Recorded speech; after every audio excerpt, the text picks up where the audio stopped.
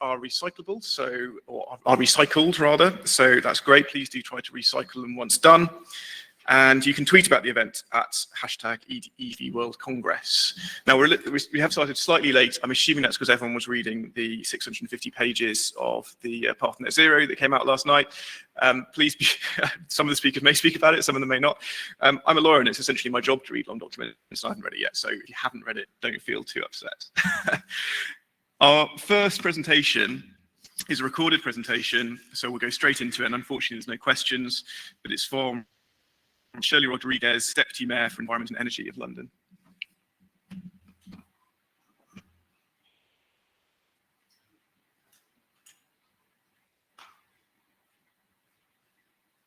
Good morning. My name is Shirley Rodriguez and I'm Deputy Mayor for Environment and Energy in London. Thank you for inviting me to today's event and to speak a little bit about our work to decarbonise London, including through the transition to electric vehicles. This month is a really vital month for London as we lead up to the expansion of the world's first ultra-low emission zone.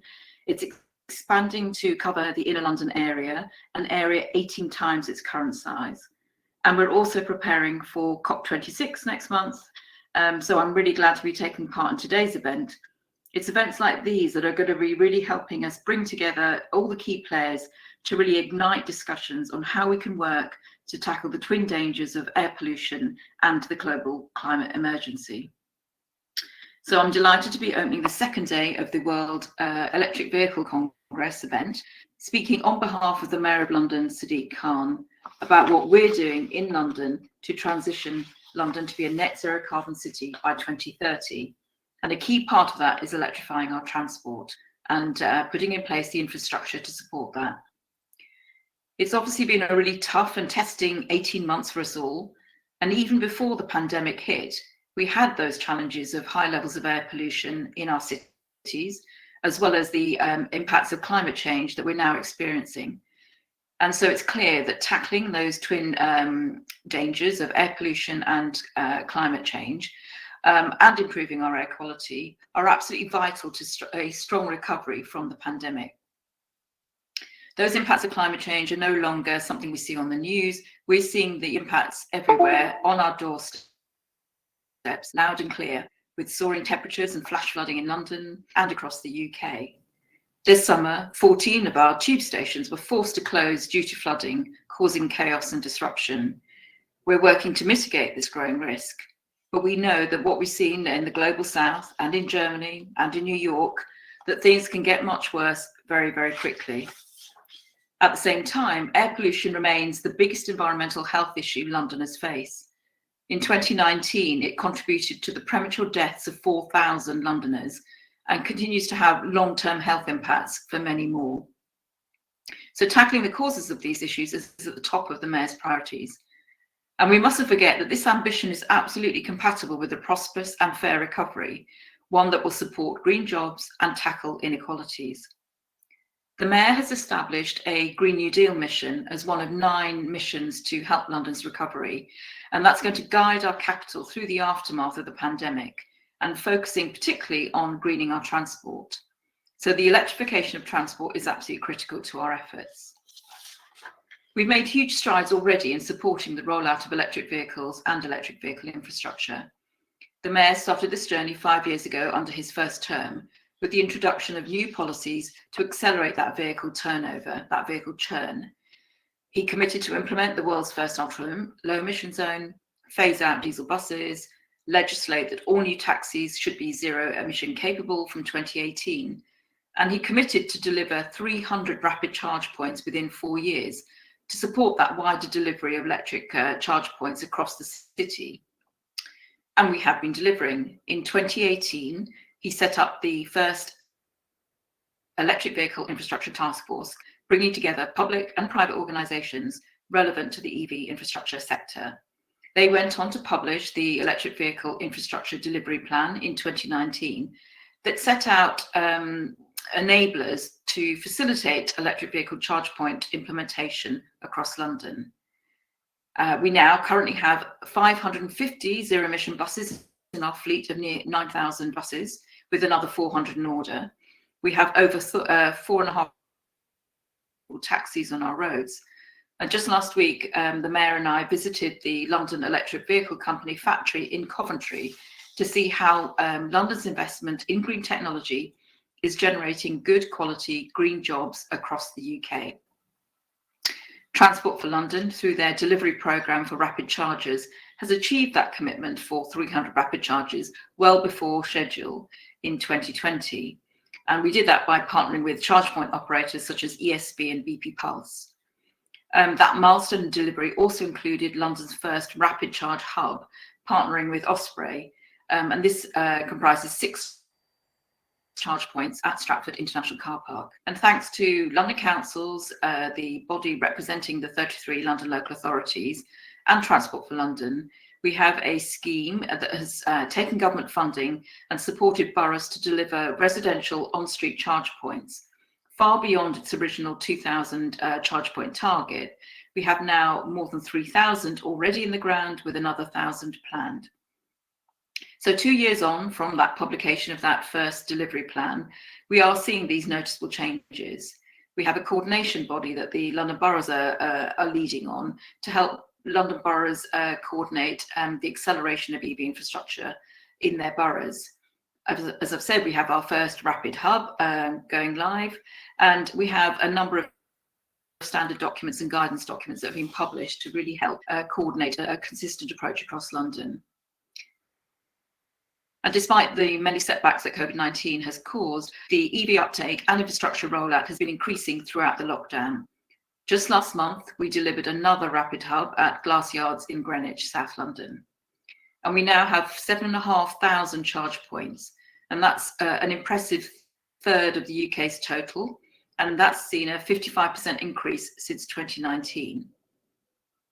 All this couldn't have been done without the ongoing hard work and collaboration between the public and private sectors, all the stakeholders that are involved in rolling out electric vehicles and electric vehicle infrastructure, from the energy sectors through to the local authorities, and many of you are here today.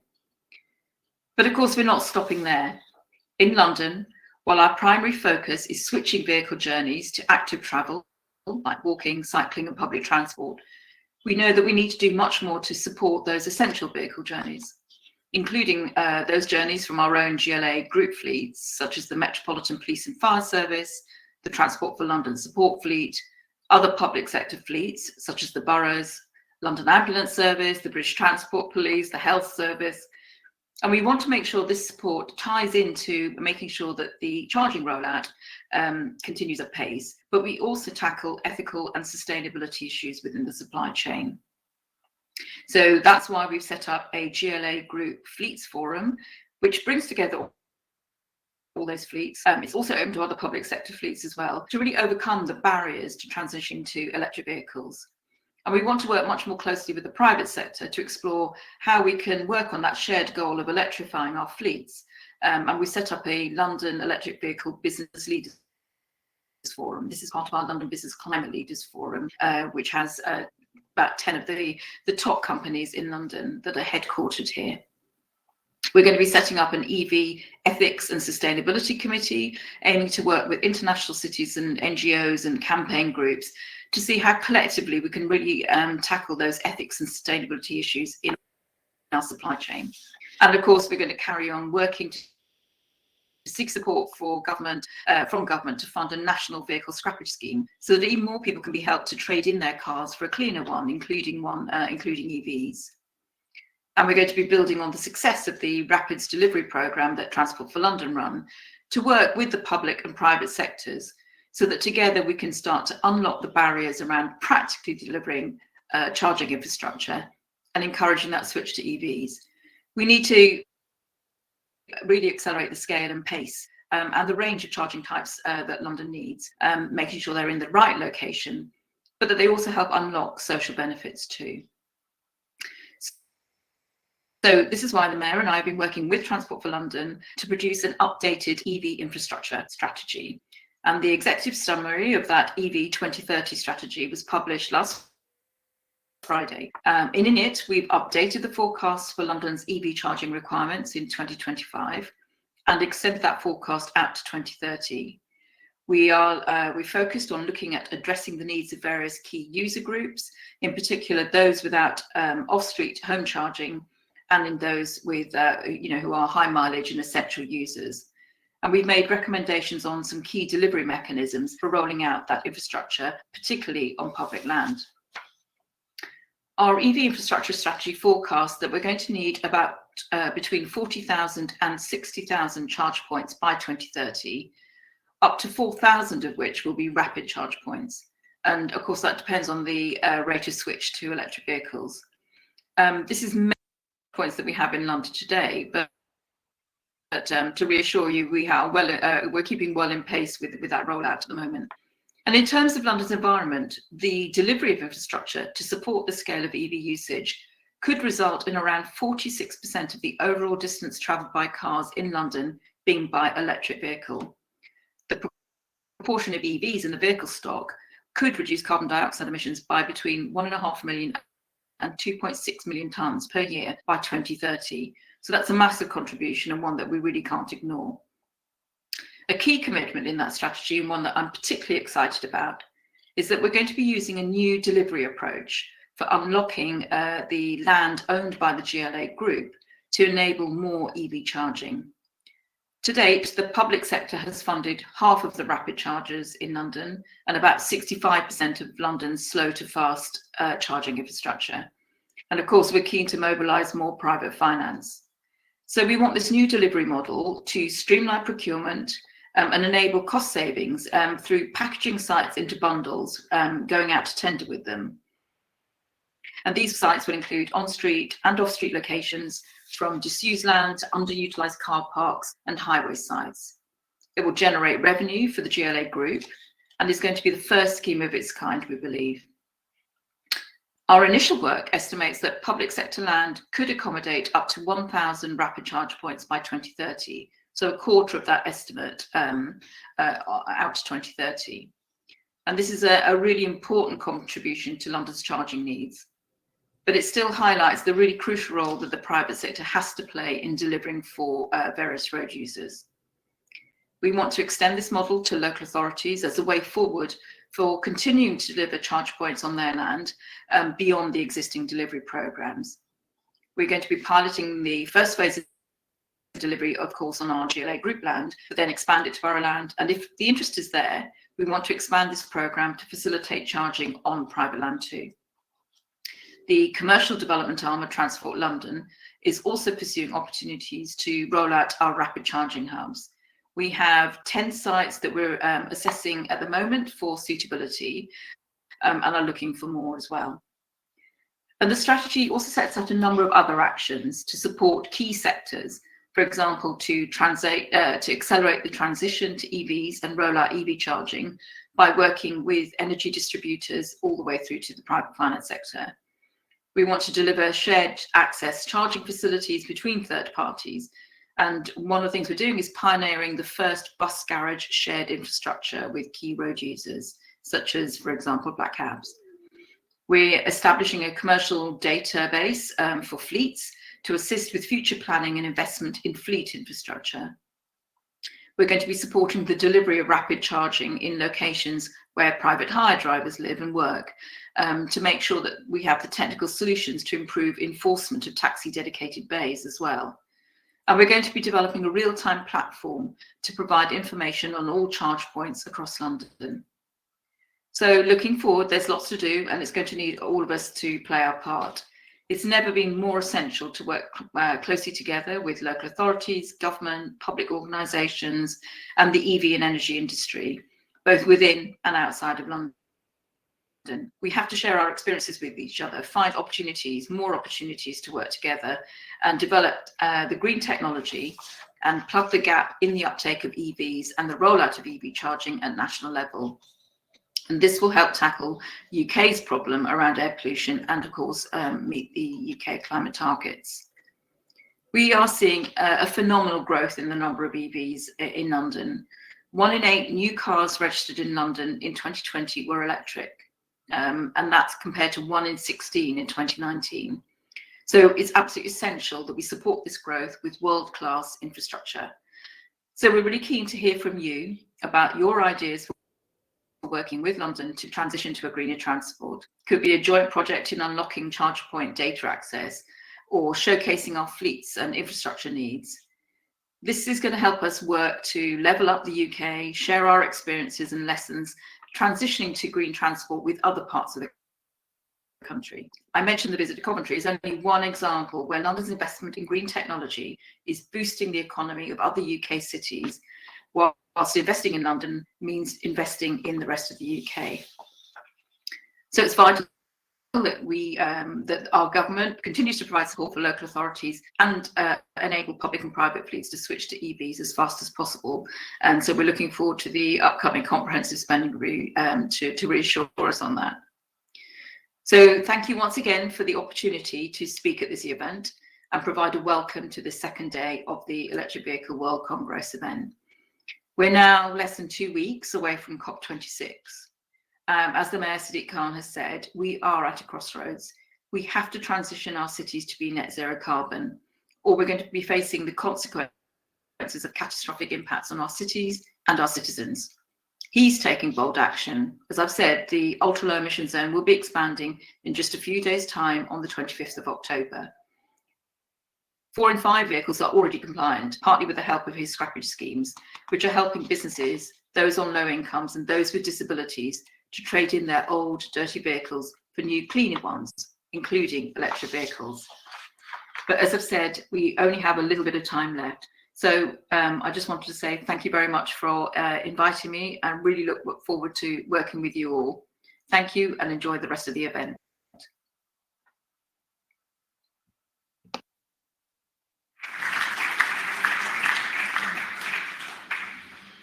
Well, certainly the part of that about the amount of rapid charges going in London transitions us very nicely to our first in-person speaker. As I said, if you have any questions for our next speakers, please do put them in the Q&A function or save them up, and they'll be roving microphones, so whichever you prefer. But it gives me great pleasure to welcome our first in-person speaker, which is Chris D'Souza, who is the head of the Rapid Charging Fund at OZEV.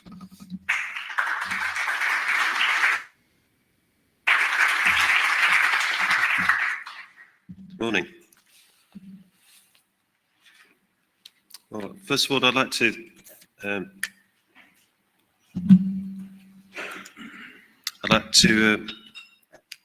say thanks for the opportunity to be here with you all today and to talk to you about the work we're doing at OZEV. Just as a bit of background, my name is Chris D'Souza. I'm the deputy head of OZEV. I'm head of the Rapid Charging Fund.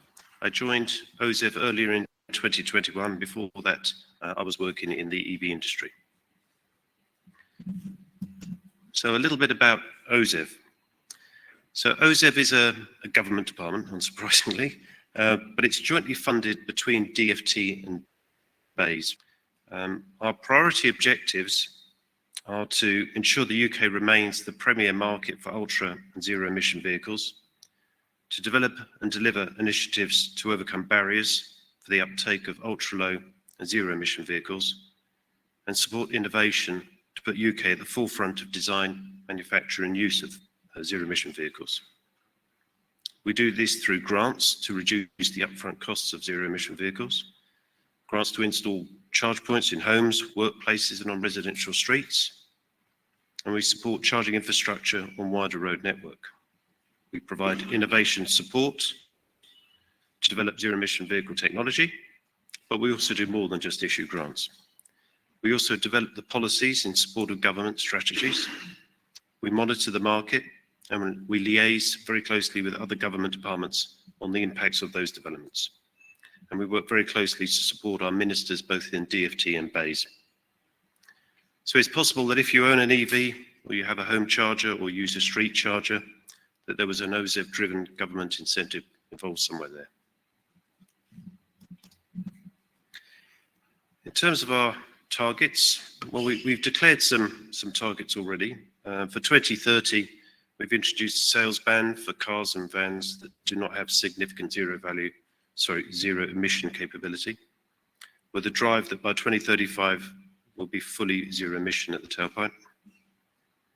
These targets are given clarity to the market and a common date to aim for, This helps people revise their risk levels, particularly around EV take-up. And this has also helped improve certainty in the development of business cases. You may have heard the Prime Minister announce yesterday, as part of the net zero strategy, an additional £620 million to support the transition to electric vehicles. And it's always a fear coming on to do a presentation the day after a major announcement. So if you've got questions on that, I may not be able to answer all of them. But this additional funding will support the rollout of charging infrastructure and targeted vehicle grants. More information on the details behind this spending plan will be released in due course. And together, this brings the total funding committed by this government for vehicle grants and infrastructure to 2.5 billion. This announcement is for capital spending only, and the resource spending is going to be considered as part of the spending review planned for later in October. So how do we view the progress of EVs? Well, sales seen in recent months of hybrid vehicles and BEVs, battery electric vehicles, have continued to grow.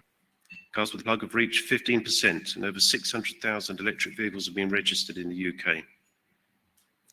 We also see a growing range of vehicles at more affordable levels.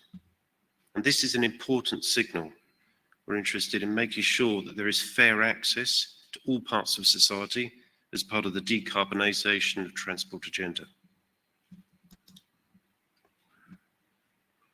If we look at our overall route in OZEV to 2035, there are some key milestones that are worth pointing out.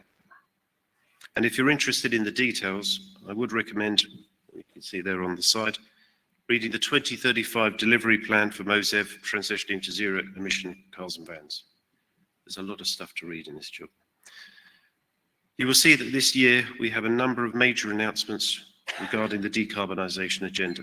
These include a number of announcements related to customer experience, the building of infrastructure, smart capability for charge points, as well as announcements coming out from the COP26 hosting by the UK in Glasgow. And just yesterday, there was the announcement of the net zero strategy, as mentioned. This included an increase in spending commitments for electric vehicles. It also included the zero emission vehicle sales mandate from 2024, subject to consultation next year. And this will aim to set a level for EV sales as a proportion of overall vehicle sales. We will continue to see policies developed, schemes adapt, and new ones introduced over time. A new local EV infrastructure programme will be launched next year. By 2023, we aim to have at least 6 ultra-rapid charge points at every motorway service area delivered by industry players. This will be an important first sign as together we improve the visible reliability of charging on longer distance journeys. I'm glad to say that a number of sites have already achieved this target and that there are more plans being announced regularly in this area. Some of our funding schemes will remain in place for a number of years, including the favourable car tax rates for zero emission vehicles. By 2027, the government's own car and van fleet will be 100% zero emission. This is 3 years ahead of the ban on cars and vans, which are not able to operate significantly in zero emission mode. As it's the UK's second largest fleet, this will see 40,000 vehicles transition to zero emission. By 2030, in my own area of the rapid charging, on the strategic road network, we aim to have 2,500 ultra-rapid chargers at service areas across the motorway and A road network in England. This then increases to 6,000 chargers by 2035. As you can see, we are working with government to plan ahead. In addition, we continue to monitor the effectiveness of our programmes to ensure that they deliver the right outcomes as well as value for the taxpayer. I'd now like to focus on my own area of OZEV's agenda, the Rapid Charging Fund. The Rapid Charging Fund was created in November 2020. The Treasury, in its National Infrastructure Strategy, confirmed the Rapid Charging Fund at 950 million. Itself an increase from the starting point of 500 million earlier in the year. At £950 million, it is the largest single fund in OZEV's portfolio. Its aim is to massively expand the ultra-rapid charging network at service areas across motorways and A roads in England. And we will do this by upgrading the grid capacity at those sites. This will remove one of the big blockers to expansion of ultra-rapid charging for EVs on the strategic road network. So why is government set to intervene in this situation? Well, we know from drivers that real and perceived range anxiety is a blocker to ICE drivers transitioning to an EV. And we know that as the numbers of EVs increase significantly over the next few years, that they will require ultra-rapid charging. The reason being that this charging model works best for the pattern of behaviours seen at service areas, namely longer journey distances and stopping times of around 30 minutes. There are financial challenges, however, to deliver these services, particularly in the early years, as we head towards 2030. The capital expenditure of these upgrades to the power connections can be very high, and when the EV chargers themselves are added to the bill, can be unviable at the utilisation and income levels expected. The targeted government intervention, which we are currently drafting, will cover the grid reinforcement and network connection stages. It is not expected to cover the EV supply equipment nor its operating costs. We believe that this is the best use of our valuable financial resources. It also allows industry to continue to innovate and develop new solutions to address customer needs. Now, the fund itself is still in development and subject to normal ministerial approval and consultation. Because of this, I'm limited in what information I can release at this stage. No spoilers, I'm afraid. So let me address some of the questions that have been raised recently. So why does the government believe intervention is necessary? Well, we're aware that the capital cost for grid reinforcement, the distribution connection cabling and the substation upgrades can be very expensive, as well as taking time to be delivered. We therefore want to address this blocker for industry to then respond by expanding its own charging networks. Where there is not intervention, we often see smaller step increases, usually working within the existing grid capacity in the location. So there are potential economic efficiency benefits when planning further ahead. Some refer to this as the dig once strategy. If larger, more expensive works can take place in one go, then there is the potential to save on repeated developments. The Ofgem Green Recovery Scheme also has some interesting approaches, particularly around the aggregation of demand and planning ahead. All this needs to be done within the existing regulatory framework, of course. So we are working closely with Ofgem in development of our programme. So how do you calculate future demand? Well, there are a number of variables that you have to take into account, as you know. We've commissioned industry experts to help generate insights for us. They reviewed our key locations of interest and working within the existing capacity, volume and turn-in rates, have calculated estimates and a range of points on the path to 2035 and beyond. In addition to this, we in OZEV have developed our own model, which we refine as we receive new data. We use these models, but also receive insights from industry and key stakeholder groups, which we use to compare to our figures, and we explore differences of opinion. Of course, one aspect that has to be taken into account in forecasting is the 2030 ban itself, which has lowered the risk factor for a number of investment cases and projections. Another question we receive is about HGVs. The future policy approaches for HGVs is running slightly behind that of cars and vans. There is the zero emission road freight trials running to test electric roadways, hydrogen and battery solutions. As you would expect, we're very interested and we follow those programs closely. We've expanded our model to cater for various scenarios around HGV electrification. As information comes in from trials and zero emission trucks are released for use on the roads, we will continue to refine our models. HGVs are a very interesting case. The BEV model, when applied to HGVs, may require seriously high power levels, around 1 megawatt. Against this, we need to calculate the expected use of depot charging. There may also be effects of timing, particularly if the majority of charging for HGVs were to take place overnight. Here, there may be the possibility to share connections with cars and vans who would predominantly charge during the day at mixed HGV car locations. This is an example where the real-world trials can help inform the charging models. So is the Rapid Charging Fund just for MSAs? What about new sites or those off the motorway?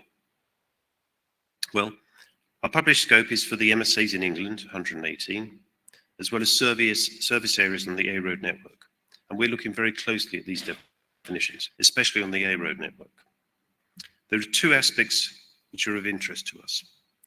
Firstly, a number of new sites are currently in the planning pipeline. So we will need to see how and if these would fall into our scope. Another more complex issue is the matter of white space on the network. In OZEV, we seek to create policies and programs which allow the whole community to participate in the decarbonisation journey. Therefore, we also need to look at how to include those locations which are traditionally underserved. Currently, there may be a low take-up of EVs, particularly in rural locations, but we seek to ensure that these spaces are also included in our scope. To this end, we work very closely with other OZEV teams on their programs, looking at supporting local authorities and other local EV charging initiatives. In combination, we therefore believe we can reduce the issues around white space. We're also looking to solutions for seasonality, where there may be highly variable demand levels. Another question, is the solution to add more cables? Somebody put it to me the other day. Well, cables help, but that's not always the end of it. We need to also consider the practicality and viability of other complementary solutions.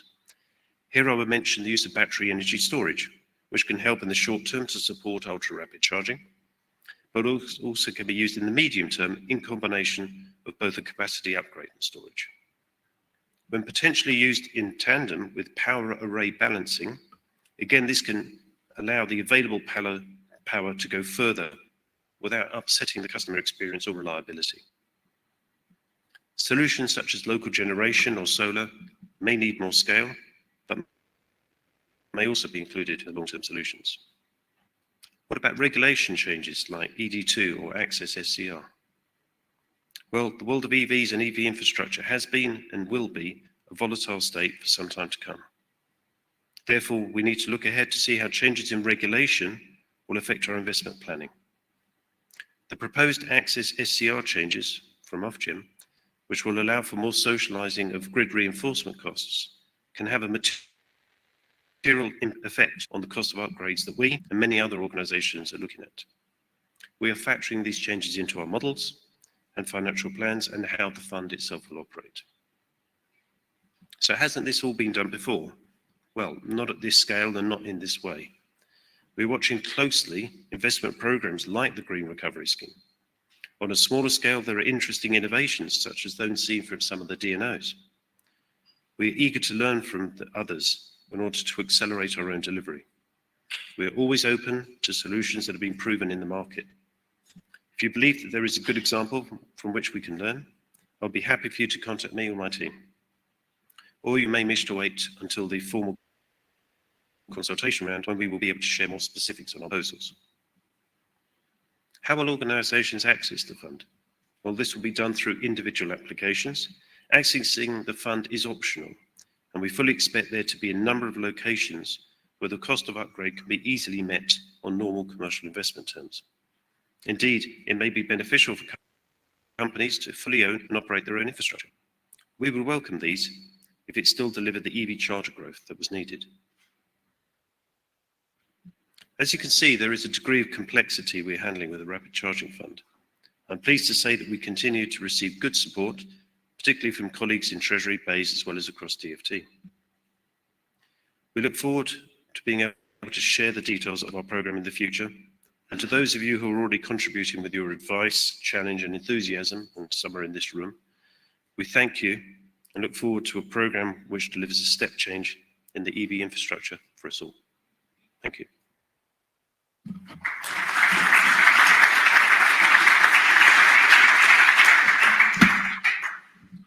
Thanks, Chris.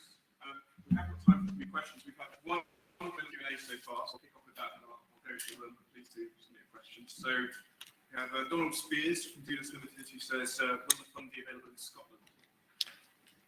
No.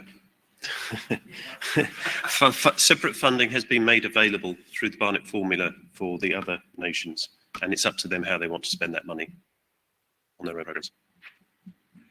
Does anyone have a question in the room? Put your hand for a microphone.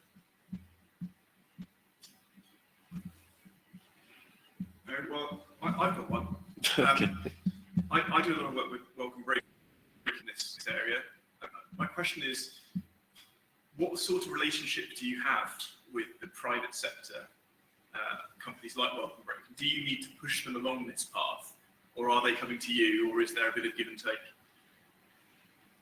I believe they're also in the room. Yes. So we have a lot of frequent communications with all of the MSA operators, either in groups or individually. And I must say we've had some very full, frank and open feedback from them on how they would like to see the fund develop, and we thank them for that. We also talk to CPOs. We also talk very closely to the DNOs and various industry organizations such as the REA and the ENA. So yes, we are engaged fully with those people. I must say that this is also ahead of the formal consultation round. So the conversations we have at the moment are much more to understand the positions of various stakeholders that will be affected by the rapid charging fund. When we do our formal consultation, we will then obviously open that up to a much wider audience. Any other questions? Or no? Okay. Well, thank you very much, Chris. All right. Thank you.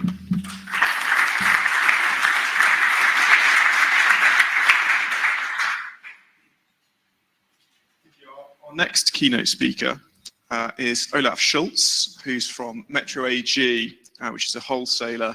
So this segues quite nicely from the public sector to